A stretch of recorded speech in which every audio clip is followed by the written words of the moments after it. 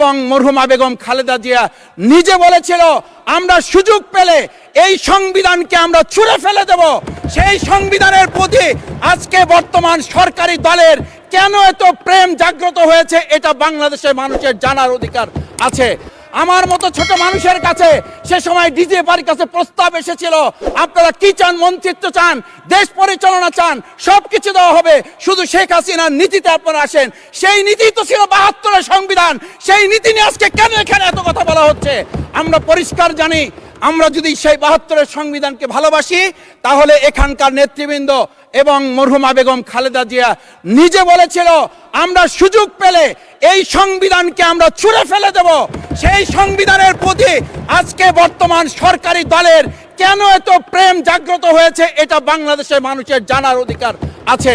Doctor মাসুদের এই বক্তব্যের সাথে আপনি কি একমত? কমেন্টে জানান। সংসদের সব গরম খবরের জন্য এখনই সাবস্ক্রাইব করুন।